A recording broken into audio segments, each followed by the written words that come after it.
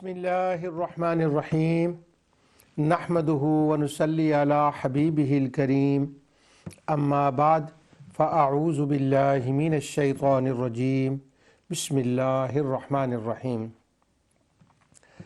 قاف والقرآن المجید آمنت باللہ صدق اللہ العظیم۔ ناظرین، پروگرام ازالہ شبہات میں ذوق قرآن اور اس کے تحت ٹاپک ہے عقیدہ آخرت اور قدرت خداوندی۔ اس پر مسلسل گفتگو میں آپ کے سامنے کرتا چلا آ رہا ہوں۔ پچھلے پروگراموں کے اندر میں نے قدرت خداوندی کہ وہ پہلو جن آیات میں اللہ سبحانہ و تعالی نے بیان فرمائے ہیں کہ وہ کائنات کو بنانے، چلانے، فنا کرنے پر قادر ہے اور اس کا کوئی ہاتھ روکنے والا نہیں، تو اس کے دو پہلو تھے۔ ایک تو یہ کہ جب وہ قیامت برپا کرے گا تو اسے کوئی روکنے والا نہیں، اسے کوئی عاجز نہیں کر سکتا۔ اس پر قرآن کریم کی سینکڑوں آیات میں نے اللہ تعالیٰ کے فضل و کرم سے تلاوت کی۔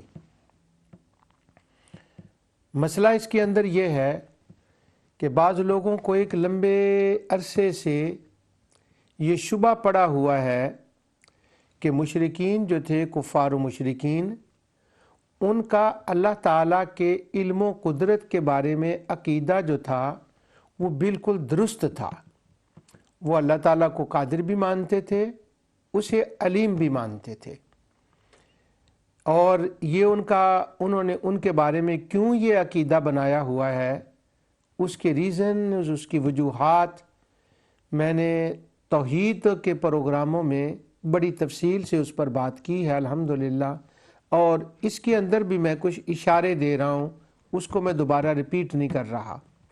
اور وہ جو شبہ ان کے اندر پڑا ہوا ہے اور وہ لوگوں کے اندر آگے ڈال رہے ہیں کہ اللہ تعالیٰ کو وہ قادر الحمدللہ قادر و قیوم مانتے تھے، یہ ایک ایسی غلط فہمی ہے کہ جس غلط فہمی کی بنا پر قرآن کریم کے کم و بیش یوں کہہ لیں کہ 20 پارے جو ہیں ان کی بندے کو تفہیم نہیں ہو سکتی، ان کو وہ سمجھ نہیں سکتا۔ اور اگر میں یہ کہوں کم از کم میں نے کہا 30 پارے ہی سمجھ میں نہیں آئیں گے، یعنی یہ بیسک پہلی بات ہے۔ اور جتنی پھر آگے کتابیں لکھی گئی ہیں اس موضوع پر، ان کے اندر بس وہ پھر آیات کا ایکسپلین کرنا ان لوگوں کے لیے مشکل ہو گیا۔ تو پچھلے پروگرام میں نے ان آیات کی تلاوت کی۔ اب جب میں نے ان آیات کی تلاوت کی تھی تو اس وقت میں نے اسلوب یہ اپنایا تھا کہ جن آیات کے اندر قدرت خداوندی کا ذکر ہے وہی آیات میں نے تلاوت کی، اور پھر جن آیات کے اندر ان کے اس فکر کا بیان ہے کہ وہ اللہ تعالیٰ کو عاجز سمجھتے تھے، اور اللہ تعالیٰ نے اپنے عجز سے نفی فرمائی کہ میں عاجز نہیں ہوں، والذین سعوا فی آیاتنا معاجزین، وہ جتنی آیات ہیں میں نے تلاوت کی۔ تو یعنی وہ ایک طریق تھا کہ اللہ تعالیٰ کی قدرت کو بیان کرنے کا۔ اب فنا کے بعد دوسرا جو پہلو ہے وہ ہے اعادہ کا، نئے جہان کے آباد کرنے کا۔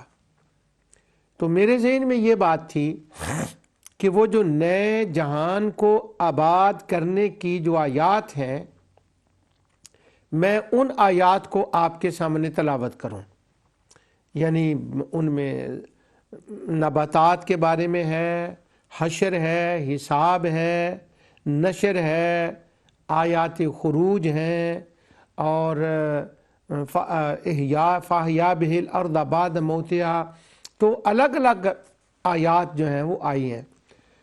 لیکن پھر جب میں نے اس کے اوپر ایک اور اینگل سے دیکھا تو میں نے یہ سوچا کہ وہ جو فنا کے بعد اعادہ کے بعد جتنے کفار و مشرکین کے شبہات تھے ان کا جب بیان اللہ تعالیٰ نے فرمایا ہے تو وہ اس انداز سے فرمایا ہے کہ ایک ہی رکوع کے اندر، ایک ہی چھوٹی صورتوں کے اندر وہ سارا مضمون اس کے اندر آ گیا ہے۔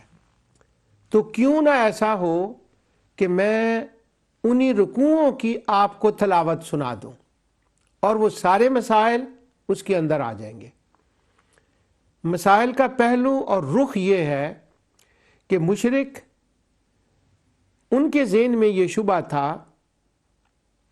کہ اللہ تعالیٰ دوبارہ کائنات کو، یعنی پہلی تو جہان کی بات ہے کہ جہان کو تباہ کرنے کے بعد دوبارہ بنا نہیں سکتا، یعنی یہ ہو ہی نہیں سکتا، اور اگر فرض کریں پھر وہ فرض محال کے اوپر آتے تھے۔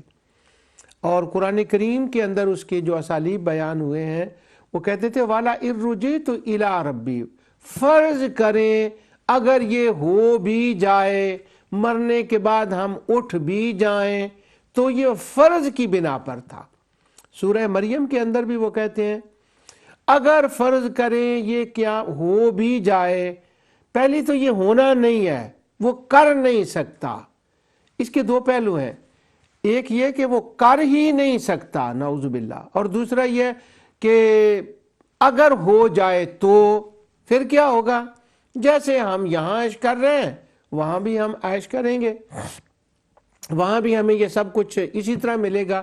یہ قرآن کریم کے مختلف مقامات پر بفرض محال کی صورت میں انہوں نے اپنے ذہن کے اندر ایک بات بٹھائی ہوئی تھی۔ اب اس کا ذکر کثرت کے ساتھ قرآن کے اندر آتا ہے، اور اگر ان کا عقیدہ واضح نہ کیا جائے، اس وقت کے حالات کو واضح نہ کیا جائے، تو وہ آیات کھلتی نہیں ہے، وہ حسن قرآن سامنے نہیں آتا۔ اور ہوتا کیا ہے کہ جو قرآن کریم سے مانوس نہیں لوگ ہوتے اور وہ اس چیز کو نہیں سمجھتے، ایک رکوع تو بڑی دور کی بات ہے، وہ چند آیتیں پڑھنے کے بعد بورڈ ہو جاتے ہیں۔ مجھے سینکڑوں، ہزاروں میں کہوں تو غلط نہیں ہوگا، لیکن میں ذرا احتیاط کے ساتھ سینکڑوں کہہ رہا ہوں، سینکڑوں لوگ ایسے میری زندگی میں ملے ہیں کہ ان کو کہا جائے قرآن شریف ترجمے کے ساتھ پڑھیں یا تلاوت سنیں وہ ترجمے کے ساتھ، تو وہ اس کے اندر نا ایک ہیپینس فیل نہیں کرتے۔ وہ ہیپینس کیوں نہیں فیل کرتے؟ کہ وہ ترجمہ ایک سادہ چل رہا ہوتا ہے یا وہ پڑھ رہے ہوتے ہیں، وہ بات کھلتی نہیں ہے، ان کا مائنڈ نہیں کھلتا، اور اس کے بعد وہ بورنگ فیل کرتے ہیں۔ اور مجھ جیسا بندہ ہو اگر تو وہ پھر اس کے اوپر ایک لیگل پوزیشن لے لے گا کہ اللہ کی کتاب کے بارے میں، خدا کے کلام کے بارے میں تمہاری یہ مجال، تمہارا یہ سوچنا، اور میں ریڈ آنکھوں کے ساتھ اس کے اوپر ایک دوسرے اینگل سے اس کو وہ عتابی نگاہ سے میں اس کو دیکھنے لگوں گا، لیکن وہ اس کا قصور نہیں ہوتا اس کے اندر، اس لیے کہ اس نے اس کو اس بیک گراؤنڈ سے دیکھا نہیں ہوتا۔ میں نے بہت دفعہ یہ مثالیں دی ہیں کہ میری کلاس کے اندر غیر مسلموں کی ایک تعداد ہوتی تھی، اور اب بھی کبھی کبھار ہوتا ہے، اب تو وہ میں نہیں کرتا، تو وہ میں ان کو ہمیشہ کہتا سیرت النبی، سیرت النبی دیکھیں، وہ جو عرب کے حالات ہیں، وہ لوگ کیا کہتے تھے، اور میں نے اس کے لیے ایک ٹرم وضع کی تھی، word of the street. Word of the street کیا ہے؟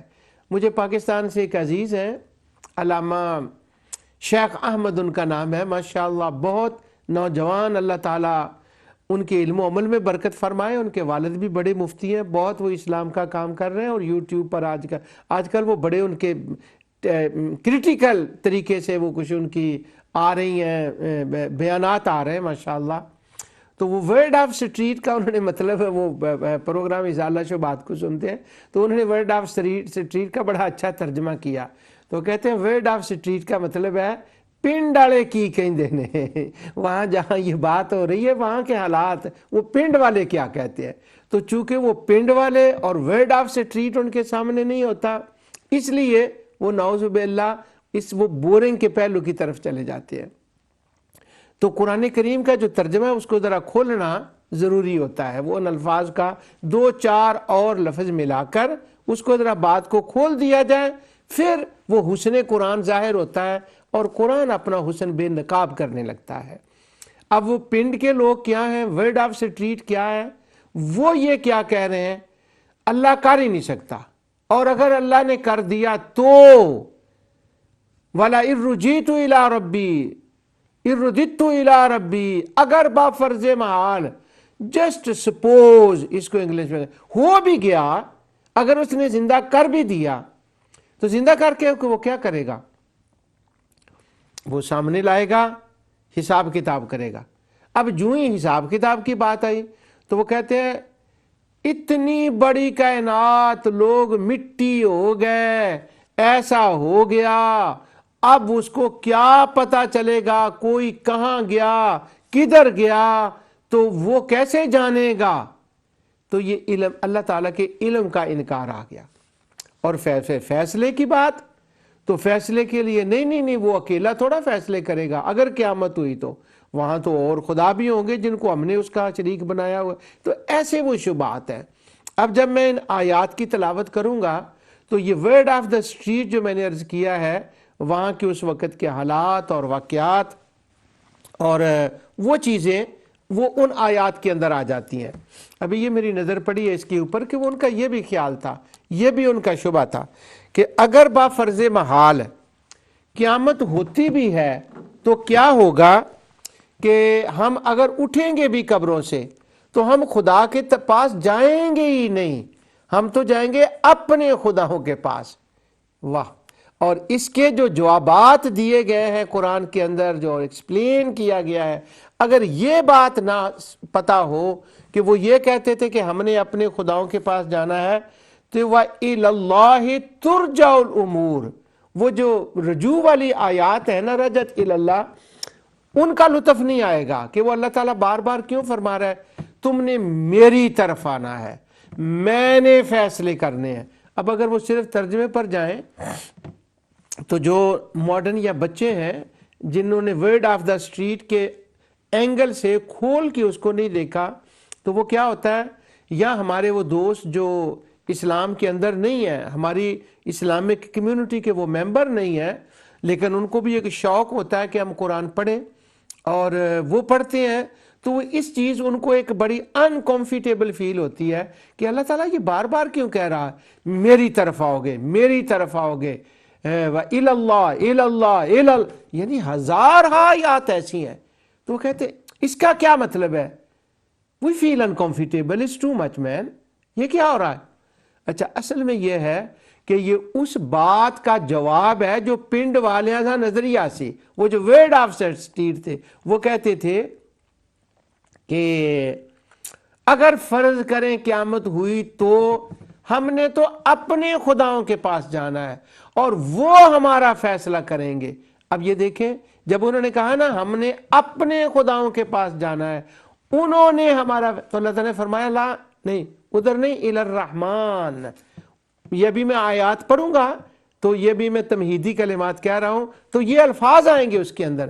پھر جب ان کو سمجھ آتی ہے جو ہماری کمیونٹی کے ممبر نہیں ہیں، خواہ وہ افریقہ کے ہوں یا وہ یورپ کے ہوں یا وہ چائنا کے ہوں یا جاپان کے ہوں، جب وہ اس بات کو ریئلائز کرتے ہیں تو وہ بورنگ نہیں کہتے اس کو، پھر یہ واٹ از گوئنگ آن نہیں کہتے، وہ کہتے ہیں اٹ میک سینس، یہ ہونا چاہیے تاکہ جو بیمار ہے اس کا اگر آپ نے علاج کرنا ہے تو اس کو ڈوز دینی چاہیے، ایک کورس ہوتا ہے، اور وہ کورس ہے فلو بھی ہو جائے بندے کو تو وہ کہتے ہیں 8 دن تم نے یہ کھانا ہے، 8 دن یہ دوائی پینی ہے، یہ کورس پورا کرنا ہے۔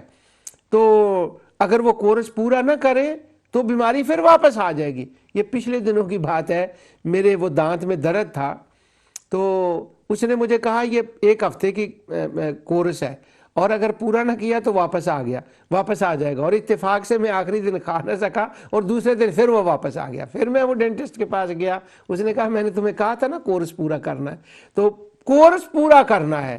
تو سبحان اللہ، اللہ تعالیٰ نے وہ کورس پورے کرائے ہیں اس شفا کے لیے، وہ کورس پورے کرائے ہیں میڈیسن دے کے ان آیات کے اندر یہ بار بار جو آیات الاللہ الاللہ الینا الینا وہ جتنی آیات آتی ہیں ارجع الی ربک، وہ ابھی میں پڑھوں گا وہ آیات، وہ آتی ہیں تو وہ بورنگ نہیں ہوتی، وہ ڈوز دی جا رہی ہوتی ہے، وہ کورس پورا کیا جا رہا ہوتا ہے. اور سبحان اللہ اس کورس سے شفا اس وقت بھی ہوتی تھی، آج بھی ہوتی ہے اور قیامت تک ہوگی. اور کبھی آتا ہے کہ تم تنہا اکیلے آؤ گے. اب وہ تنہا اکیلے یہ کیوں کہا گیا تم اکیلے ہی جانا ہے نا؟ نہیں نہیں نہیں نہیں، ان کا وہ خیال تھا ورڈ آف دا اسٹریٹ. گاؤں والے کیا کہتے تھے؟ وہ کہتے تھے اگر اللہ کے پاس بھی جانا پڑا، سپوز اگر اللہ کے پاس بھی جانا پڑا تو ہم اکیلے تھوڑے ہوں گے. جن کو ہم نے چوریاں کھلائی ہیں وہ لن ینال اللہ لحومها ولا دماؤها، اس کا ترجمہ میں کر رہا ہوں جو، اور سورہ زاریات کی آیات میں آپ کو سنا چکا ہوں، آخری آیات جہاں وہ اس کا ارشاد ہے کہ ما اريد منهم من رزق وما اريد ان يطعمون ان اللہ هو الرزاق ذو القوة المتین. وہ کچھ خیال کرو، میں تجھ سے چوریاں نہیں مانگتا، میں نے تو جہان تمہارے لیے چوریوں کا بنا دیا ہے.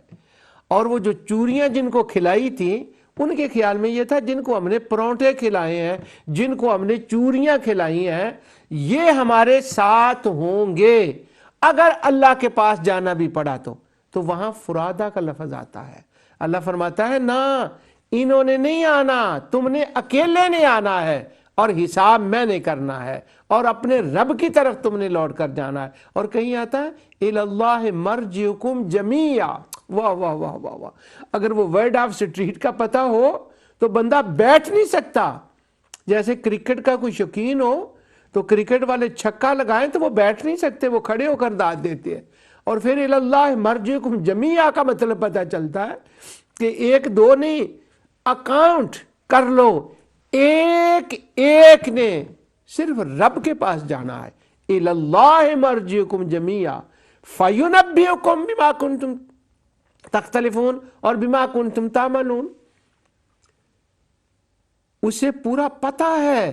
وہ کہتے تھے اسے کیسے پتہ ہم نے کیا کیا، تو وہ آیتوں میں آتا اسے پورا پتہ ہے. تو یہ میں نے جو عرض کیا، اب میں سورہ قاف کی وہ آیات آپ کو سناتا ہوں اور اس کے اندر دیکھیں اس بیک گراؤنڈ کے حساب سے. اور یہ بیک گراؤنڈ میں دوبارہ ریپیٹ کروں گا بار بار، کیونکہ جتنی آیات میں نے آگے سنانی ہے میں ایک ایک آیت نہیں پڑھنی، چونکہ وہ پوری آیات پڑھنی ہے، اس لیے میں اس کا دوبارہ صرف سادہ ترجمہ میں آپ کو سناتا ہوں. اللہ تعالیٰ فرماتا ہے قاف والقرآن المجید. قاف کا کیا معنی ہے یہ پچھلی بار میں نے اس کے اوپر پچھلے پروگرام میں پوری تفصیل سے تفاسیر کے حوالے سے، وہ ابن کثیر نے اس پر کیا لکھا ہے کہ انہوں نے کہا کہ ہمارے سلف نے خواہ مخواہ قاف کے معنی میں ایک بڑی جو ہے نا ایسی روایات جمع کر دی ہیں. اب وہ سلف کا کام ہے، یعنی انہوں نے وہ سلف کے اوپر بھی حافظ ابن کثیر نے تنقید کر دی اسی کے اوپر، اور کہ یہ ایسی کیسی روایات لے آتے ہیں. تو وہ کافی ناراض تھے حافظ ابن کثیر سلف کے اوپر، اگرچہ ان کو دعویٰ یہ ہو کہ ہم سلفی ہیں، لیکن وہ یہ بھی ایک موضوع ہے، یہ میں بیان کر چکا ہوں کہ سلفی کا کیا معنی ہوتا ہے. تو انہوں نے کہا سلف نے ایسی روایتیں کر دی ہیں. تو قاف کا مطلب قدرت خداوندی، قاف کا مطلب قیامت، اور قاف کا مطلب ذات مصطفیٰ جن کی زبان اقدس سے وہ قرآن ادا ہو رہا تھا. قدرت خداوندی ہے، قیامت ہے، اور یہ شوٹ ہے، یہ خلاصہ ہے پوری صورت کا جو قاف کے اندر آ گیا. اور قاف کف،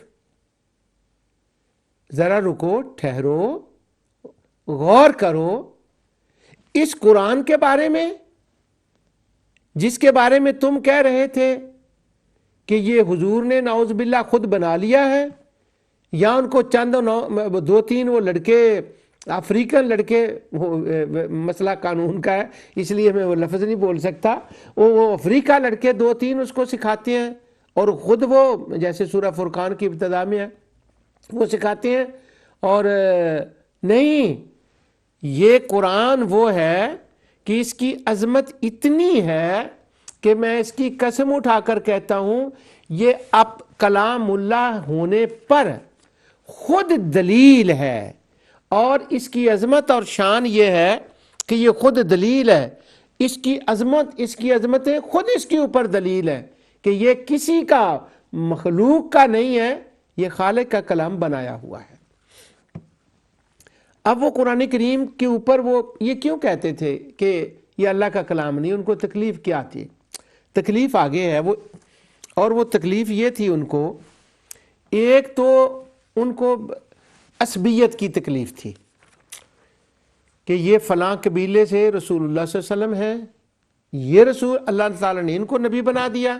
یعنی یہ جو میں کہہ رہا ہوں یہ قرآن کا ایک خلاصہ عرض کر رہا ہوں، پورے قرآن کے اندر یہی بات چلتی ہے، یہ اس قبیلے کا بندہ اور یہ فلاں ہے، اور ظاہری طور پر ہمارے جیسی اس کی مالی حالت نہیں ہے، یعنی الیٹ فیملی کا نہیں ہے، جیسے ہم الیٹ فیملی ہے نا، اس الیٹ فیملی کے اعتبار سے۔ اب یہ بھی نہیں ہے کہ نبی کریم صلی اللہ علیہ وسلم غریب بھی تھے اور ان کو کھانے کو نہیں ملتا تھا، بیچارے تھے، مالی حالت ایسی تھی، کیا کرے۔ وہ جو ہوتی ہے نا، وہ واقعات جو آتے ہیں وہ کبھی ٹیمپریری ہوتے ہیں، جیسے ہمارے ہاں کوئی سیلاب آ جاتا ہے، جنگ ہو جاتی ہے۔ یہ انگلینڈ کے اندر رہتے ہوئے پچھلے ہفتے کی بات ہے، وہ ہمارے ہاں ایگ نہیں مل رہے تھے، اس اسٹوروں کے اندر لکھا ہوا تھا کہ اتنے ایگ لے کر جائیں، اس سے زیادہ ایک فیملی نہیں اٹھا سکتی، اور انگلینڈ میں اور ایگ نہ ملے، یہ کیا بات ہوئی؟ لیکن کچھ ٹیمپریری حالات ہوتے ہیں۔ یہ میں بڑی باریک بات کر کے گزر رہا ہوں، یہاں سے بڑی باریک بات کر کے گزر رہا ہوں۔ وہ کچھ حالات ہوتے ہیں نبی کے وسلم کے کہ ہاں چند دن وہ کھانا نہ ہوا اور کچھ مسئلے ہوئے، کچھ ایمرجنسی تھے حالات، وہ ہر بندے کے ساتھ ہوتے ہیں، مگر یہ نہیں۔ اب ان کا یہ کہنا تھا کہ وہ الیٹ فیملی نہیں ہے، یعنی جیسے وہ تھا، کیا اس کا نام لیتے ہیں، ولید تھا، وہ ہے، یا ابو لہب تھا اتنا بڑا امیر، اور دوسرے وہ اس سٹینڈرڈ میں، لیکن یہ بھی نہیں تھا کہ وہ بالکل کھانا ہی نہیں ملتا تھا مکے کے اندر، نہیں۔ ان کی زوجہ مطہرمہ سیدہ ام المومنین خدیجۃ الکبریٰ رضی اللہ تعالی عنہا مکے کی رئیس زادی تھی، اور سب سے زیادہ ان کا کاروبار تھا۔ اب جن کے پاس یہ ہو، اور رسول اللہ صلی اللہ علیہ وسلم خود بھی کاروبار کرتے تھے اور برکتیں بھی اللہ تعالیٰ دیتا تھا، تو اب اس کے لیے یہ کہیں گے کہ وہ ان کے گھر میں تو وہاں جی اتنی غربت تھی، وہ مکے میں تو روٹی نہیں ملتی تھی ان کو۔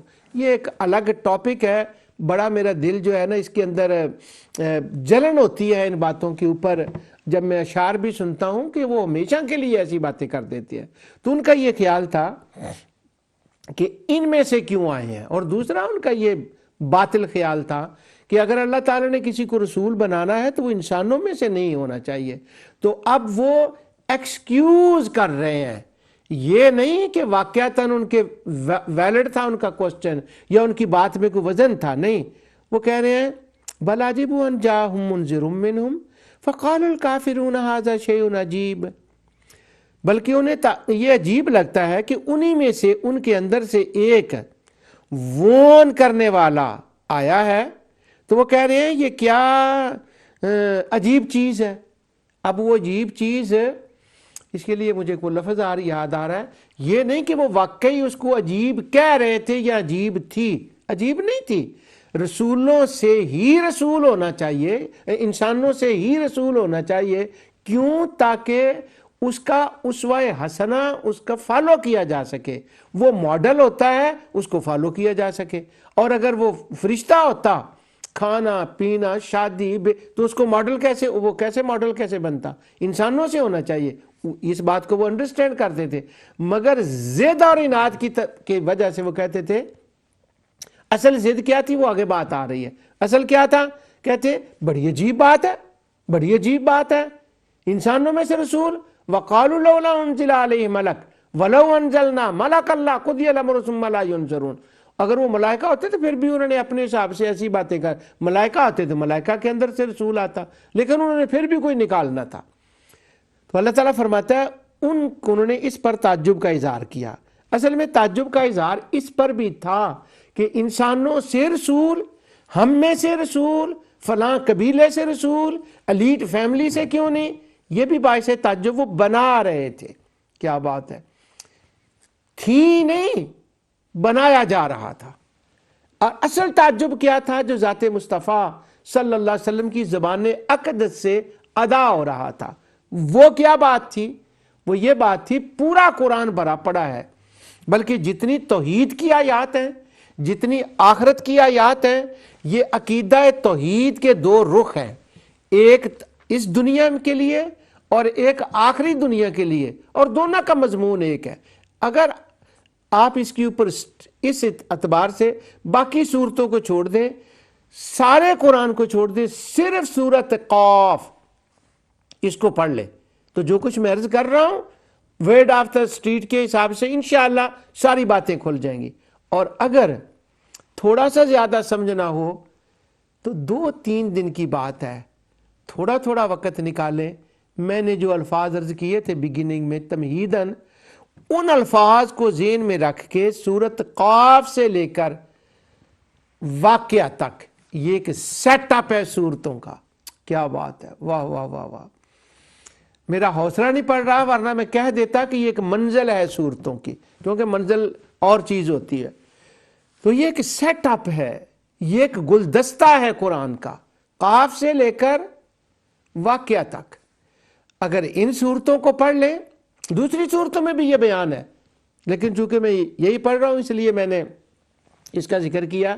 تو جو کچھ میں نے عرض کیا ہے وہ سادے ترجمے کے اندر، بغیر کسی تفسیر سے، بغیر ابن ابی حاتم سے، بغیر طبری سے، بغیر رازی سے، بغیر روح المانی سے، اور بغیر ابن عاشور سے، بغیر ابو حیان الاندلسی سے، بغیر بیضاوی کے، سادے ترجمے سے یہ بات کھل جائے گی، اور میرا رب کھول دے گا آیتوں کے اندر آپ کے لیے کہ ہاں ان کے یہ شبہات تھے، اور ان شبہات کا یہ جواب دیا جا رہا ہے بزبان مصطفیٰ صلی اللہ علیہ وسلم۔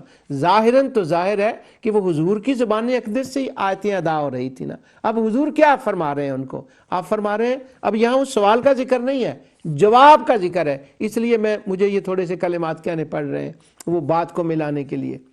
میرا رب قادر ہے۔ اب حضور کیا فرماتے ہیں؟ میرا رب قادر ہے، وہ فنا بھی کرے گا، اعادہ بھی کرے گا، قبروں سے نکالے گا، جمع بھی کرے گا، حساب بھی کرے گا، وہ جانتا بھی ہے، اور وہ فیصلے بھی فرمائے گا، اور فیصلے بھی حکمت والے فرمائے گا، اور فیصلے بھی ایسے فرمائے گا ولا یظلمون فتیلا، کوئی ذرہ برابر کسی کے اوپر زیادتی نہیں ہوگی۔ اب یہ باتیں ان کے لیے عجیب ہے جب حضور یہ کہہ رہے ہیں اور آگے سے وہ انکار کر رہے ہیں۔ اللہ تعالیٰ فرماتا ہے فلا یحزنک قولہم، اے میرے حبیب تجھے ان کا یہ رویہ پریشان کر رہا ہے کہ تو اپنی رب کی عظمتیں اور شانیں بیان فرما رہا ہے، اور یہ آگے سے کہہ رہے ہیں کہ یہ رب کے اندر قدرت نہیں ہے، اس کی یہ شانیں نہیں ہیں، یہ بات تمہیں پریشان کر رہی ہے۔ میں جانتا ہوں انہیں کہ یہ تجھے کیا جواب دے رہے ہیں، مگر تو اپنے کام کو کنٹینیو رکھ۔ کیوں؟ اس کی مثال یہ ہے کہ ریت کے اوپر وہ کیا